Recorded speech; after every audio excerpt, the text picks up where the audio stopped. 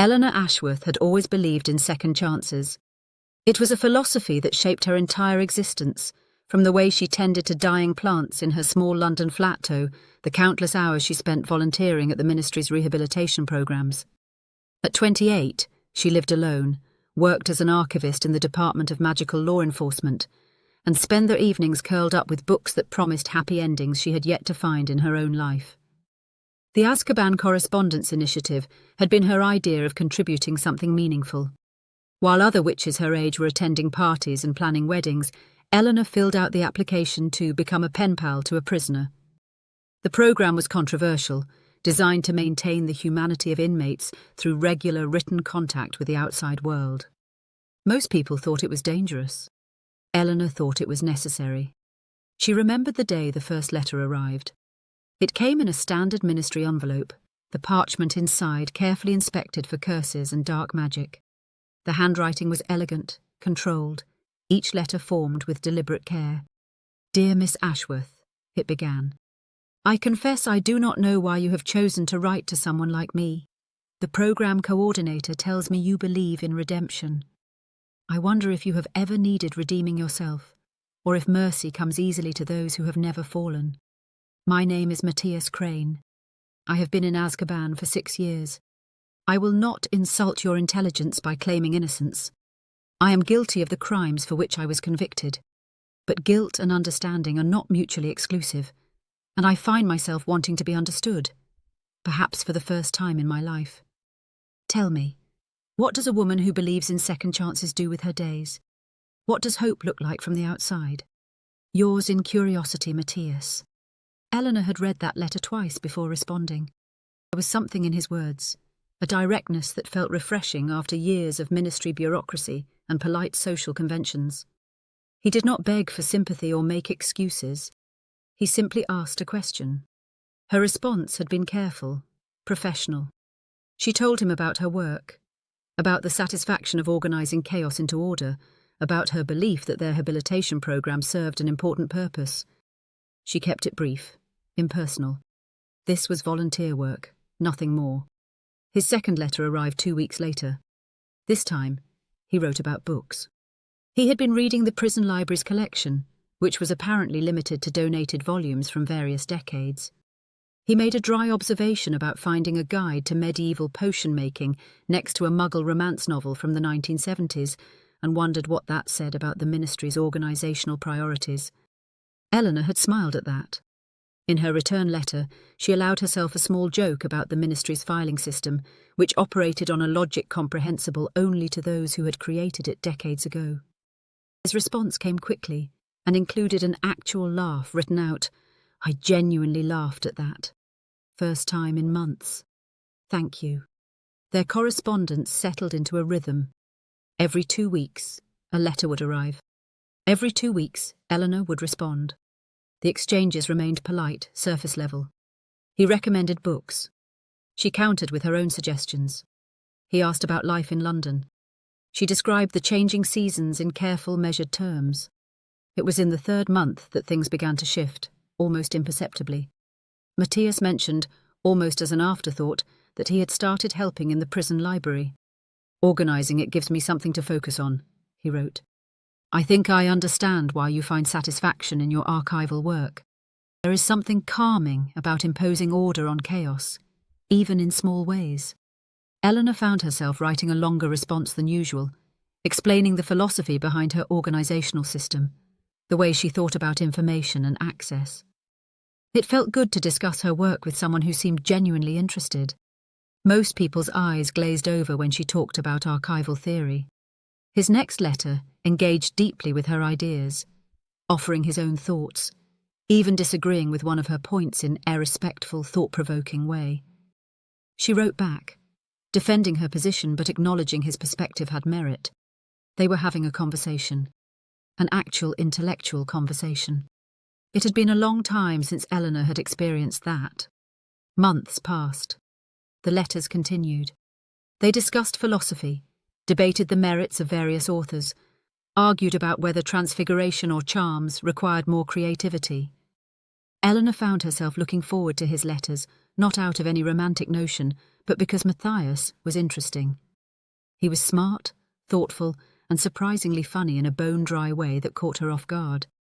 She mentioned the correspondence to her friend Claire over tea one afternoon. Claire had raised an eyebrow.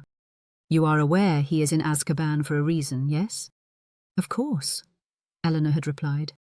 "That is the entire point of the program. Rehabilitation requires maintaining connection to the outside world." Claire had stirred her tea skeptically, but said nothing more. Eleanor told herself Claire simply did not understand. This was not about naive idealism. This was about recognizing that people were complex, that someone could have done terrible things and still be capable of growth and change. She did not need to know the details of Matthias's crimes to believe he deserved the opportunity to better himself. But late one night, curiosity got the better of her. She accessed the ministry records, pulling up his case file. Her hands had trembled slightly as she read. Multiple counts. Premeditated. A pattern spanning 18 months before his capture. The file was clinical, factual, devastating. Eleanor closed the file and sat in the darkness of her flat for a long time. She thought about the man who wrote about books and organisation systems and the particular quality of autumn light. She thought about the crimes detailed in that file. She tried to reconcile the two and found she could not. She did not write for 3 weeks. When his next letter arrived, it was shorter than usual. "I hope I have not offended you in some way," he wrote. "If my last letter crossed a line, please accept my apology. If you have simply grown tired of this correspondence, I understand. But I confess I will miss our conversations." Eleanor stared at that letter for an hour. She could simply not respond. Let the correspondence end. Return to her quiet life, her orderly flat, her safe routine. But something in those final lines pulled at her. The vulnerability in them. The loneliness she recognized because she felt it herself. She wrote back, "I apologize for the delay. Work has been demanding. I enjoyed your thoughts on the Transfiguration debate. I remain unconvinced. But your arguments were well reasoned. It was not the whole truth, but it was not entirely a lie either." And when his response arrived 2 weeks later, filled with renewed energy and a continuation of their debate, Eleanor told herself this was fine. This was manageable. This was just a correspondence between two people who enjoyed intellectual discussion. Nothing more complicated than that. Winter arrived, and with it, a shift in their correspondence that Eleanor did not fully recognize at first. It started innocuously enough. Matthias mentioned that the heating charms in Azkaban were inadequate, that he had forgotten how the cold could seep into your bones and settle there. Eleanor responded with sympathy, describing the way frost formed patterns on her flat's windows each morning, how she had taken to drinking tea just to warm her hands. His next letter asked what kind of tea. He told him. Earl Grey in the morning, chamomile at night. He wrote back that he had been a coffee drinker before Azkaban, strong and black, usually while reading the morning paper. It was such a normal detail, so utterly mundane, that it struck Eleanor oddly. She had never thought about Matthias having morning routines, preferences, the small habits that made up a life. Their letters began to include more of these details. He mentioned missing the smell of rain. She described a particularly dramatic thunderstorm that had rolled through London. He wrote about the sounds of Azkaban at night, the way isolation had its own particular acoustics. She found herself telling him about the loneliness of her own flat, how silence could be both peaceful and suffocating. Eleanor told herself these were still surface-level exchanges. Friendly, nothing more. But she had started checking her mail with a frequency that bordered on obsessive, and when a letter arrived, she would make herself wait until evening to open it, rationing the experience like something precious. In February, Matthias wrote something different. The letter had started normally enough, discussing a book he had just finished. But then, in the final paragraph, his tone shifted. "I had a difficult day yesterday," he wrote. "One of the other prisoners, a man I had come to consider something approaching a friend, took his own life. The Dementors were removed from Azkaban years ago, but their absence does not make this place less suffocating. Sometimes I think we just die more slowly now. I am writing to you because you are the only person who might understand that I am capable of mourning him. That despite what I have done, I still feel the weight of another person's despair. I hope that does not make you uncomfortable. I simply needed to tell someone who might believe me. Eleanor read that paragraph 4 times. She could feel the pain in those words, the isolation of grief that no one would validate. She thought about not responding to it, about keeping their correspondence light and intellectual. But when she sat down to write, different words came out. I believe you, she wrote. Grief is not a reward for goodness. It is simply the price of connection, and it does not discriminate. I'm sorry for your loss, and I am sorry that you must carry it alone. You are not alone in this moment, though. I am reading your words, and I am bearing witness to your pain. That is worth something. His response came faster than usual, only 10 days later. Your letter meant more to me than I can adequately express, he wrote. Thank you for seeing me as a person, not just as the sum of my crimes. It is a gift I do not take lightly. Something had changed between them. Eleanor felt it but could not name it. Their letters grew longer, more frequent. 3 weeks between correspondence became 2, then 10 days, then a week. The program coordinator mentioned that Matthias was the most active participant in the initiative, that High's engagement was exactly what they had hoped for. Eleanor began to learn the shape of his mind. He was methodical, careful with his words, but underneath that control was something warmer. He had a way of describing things that made them vivid. When he wrote about memories of his childhood, she could picture the garden where he had played, the way sunlight filtered through the apple trees. When he described the frustration of Azkaban's restrictions, she felt the claustrophobia of it. In return, she found herself sharing more than she intended. She told him about her parents' death, something she rarely discussed with anyone. The way the ministry official had come to her door, the practiced sympathy in his voice, the sudden understanding that she was alone in the world at 19. Matthias's response had been perfect. No platitudes, just acknowledgement. Loss, like that, changes the architecture of a person, he wrote. You carry it in your bones. Yes, she had written back. Exactly that. Spring arrived.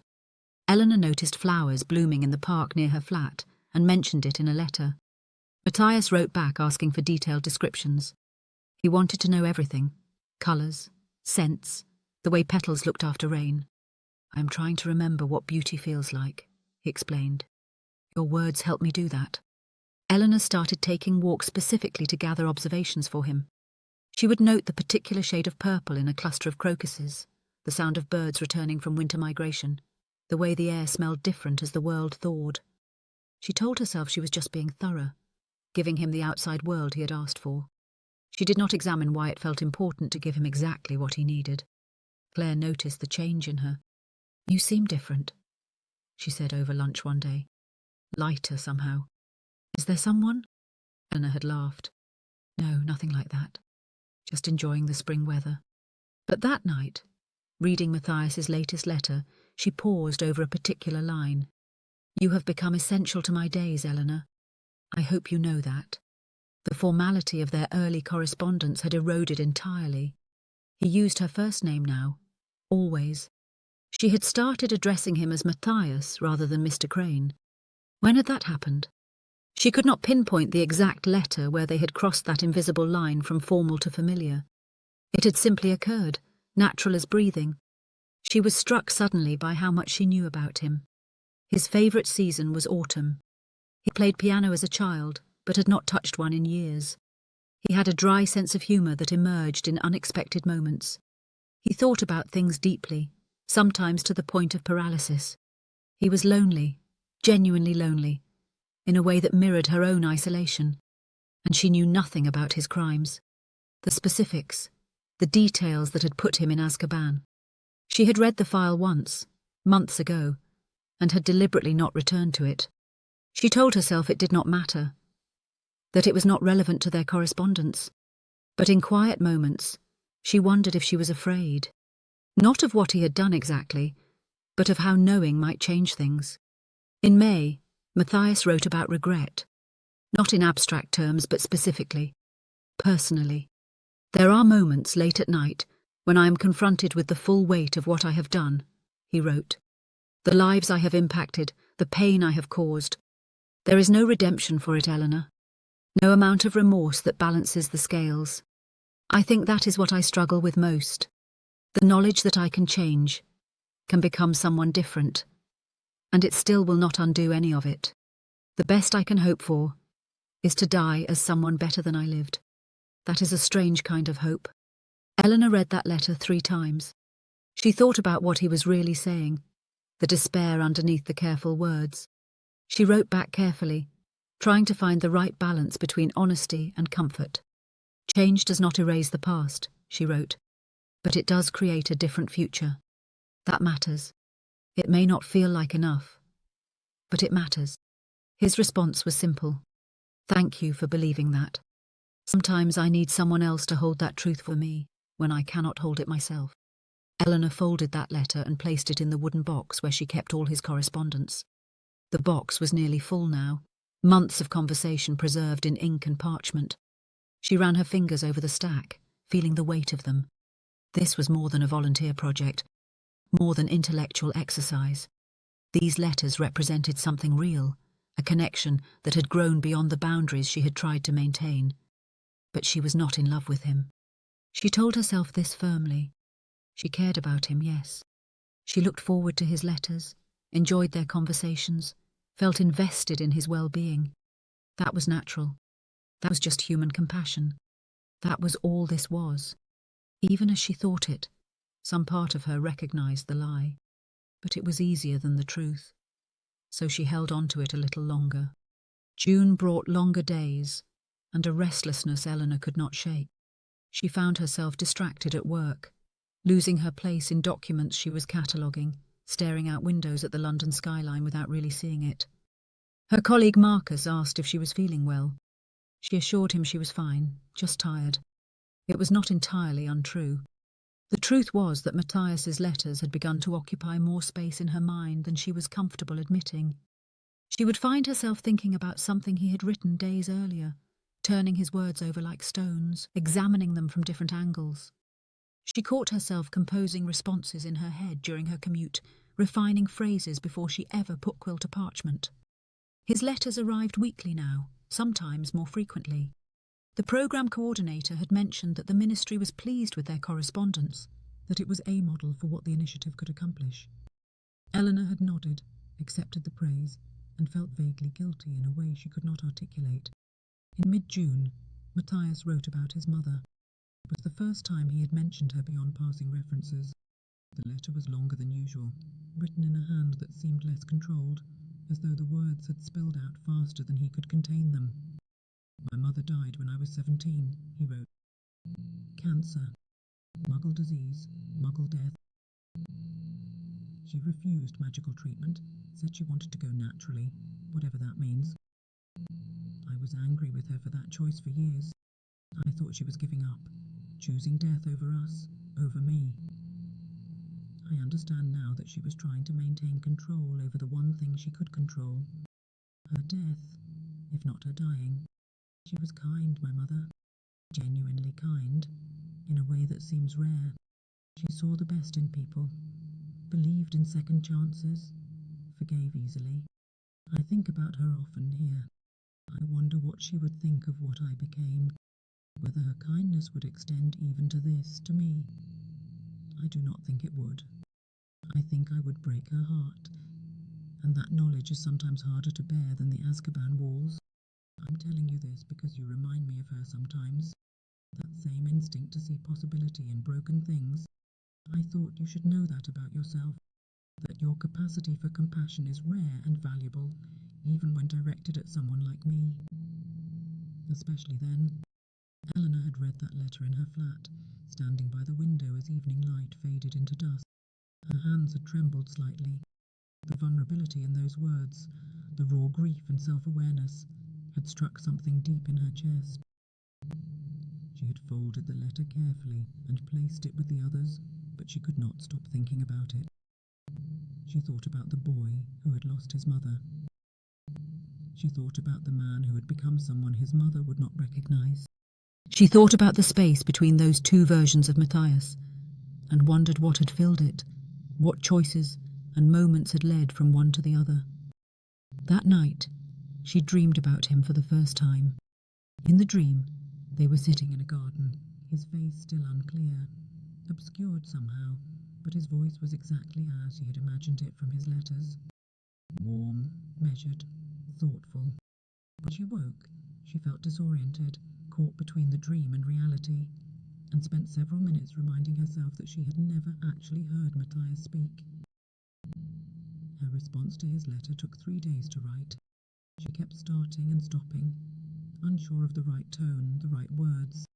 Finally, she wrote simply and honestly, "Your mother sounds like she was extraordinary. I am honoured by the comparison, though I am not certain I deserve it. Grief does not have an expiration date, Matthias. You are allowed to miss her. You are allowed to wish you could see who you are trying to become, even if you cannot show her who you were. Those are not contradictory truths." His response came quickly. "You have a way of saying exactly what I need to hear," he wrote. "I do not know if that is conscious on your part or simply who you are, but I am grateful for it either way."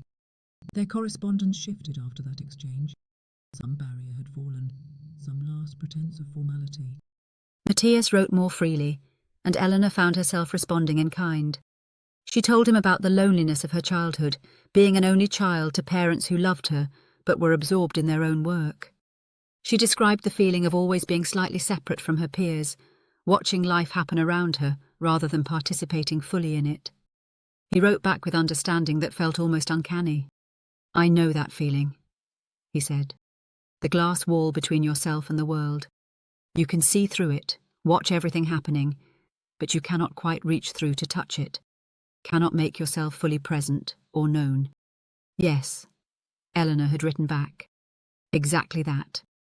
She began to notice changes in herself. She dressed more carefully on days when she expected a letter might arrive. She found herself smiling at odd moments, remembering something Matthias had written. She started a new box for his letters when the first one filled completely. 2 boxes now. Months and months of conversation, of slow revelation, and careful trust. Claire invited her to a ministry social event in late June. Eleanor almost declined, as she usually did, but something made her accept. She stood in the crowded room, glass of wine in hand, listening to colleagues discuss office politics and summer plans, and felt completely detached from all of it. These people lived in a different world than she did. They cared about things that felt trivial, surface level. She left early, went home to her quiet flat, and found a letter waiting. Matthias had written about a book he had finished, a meditation on the nature of change and identity. His analysis was brilliant, connecting ideas Eleanor had not considered. She sat down immediately and wrote a response, the words flowing easily, naturally. This felt real in a way the party had not. It was in that moment, quill in hand, parchment before her, that Eleanor let herself acknowledge what she had been avoiding for weeks. She was not falling in love with Matthias. That implied a process still underway, something that could be stopped. The truth was simpler and more terrifying. She was already in love with him. Had been, perhaps, for longer than she wanted to admit. The realization should have alarmed her, should have sent her running, made her end the correspondence immediately. Instead, she felt an odd sense of relief. The pretense had been exhausting. The truth, however complicated, was at least honest. She did not write about her realization in her letter. She was not ready for that. She allowed herself to write more warmly, to let affection seep into her words in ways she had carefully guarded against before. She told him his analysis had been insightful. She told him she valued their conversations more than she could adequately express. She signed the letter with warmth and truth, if not the complete truth. His next letter arrived 5 days later. "Eleanor," he wrote, and even seeing her name in his handwriting did something to her pulse. "I need to tell you something, and I am not certain how you will receive it. Our correspondence has become the centre of my life here. I wake thinking about what I might write to you. I go to sleep remembering your last letter. You have given me something I thought was lost to me forever. The feeling that I am known, truly known, by another person. That despite everything I have done, I am still capable of connection. I do not have the right to feel this way about you, but I need you to know that you matter to me profoundly. Whatever happens, I need you to know that." Eleanor read that letter 6 times. She understood what he was really saying, the feelings underneath the careful words. He was offering her something, putting himself at risk of rejection, trusting her with his vulnerability. She could respond carefully, maintain some distance, protect herself, or she could be honest. She chose honesty. "Matthias," she wrote, "you matter to me as well. More than is probably wise, certainly more than I intended when I first signed up for this program. I do not know what to do with these feelings, or what they mean in the context of our circumstances, but I know they are real, and I know I do not want to pretend otherwise anymore. You are not alone in this. Whatever this is, you are not alone." She sent the letter before she could reconsider. Then she sat in her flat, heart racing, wondering what she had just done. She had just confessed feelings to a man in Azkaban, a man convicted of serious crimes, a man she had never met, never seen, knew only through words on parchment. It was absurd. It was reckless. It was the most honest thing she had done in years. The wait for his response was agony. 1 week passed, then 10 days. Eleanor began to panic, wondering if she had ruined everything, if her honesty had been too much, too soon. She checked her mail obsessively, barely slept, could not focus on anything. Finally, on the 12th day, the letter arrived. Her hands shook as she opened it. "Eleanor," he wrote, "I have spent 12 days trying to find adequate words, and I have failed. There are no words sufficient for what your last letter meant to me. You have given me hope when I had none. You have seen me completely, knew the worst of what I am, and chose connection anyway. I do not deserve your feelings, but I am selfish enough to be grateful for them. I am in love with you. I have been for months, though I did not let myself acknowledge it. I am in love with you, and I have no right to be. And I am telling you anyway, because you deserve the truth. Whatever comes next, you deserve to know you are loved." Eleanor read those words and felt something break open in her chest. Relief and fear and joy all tangled together.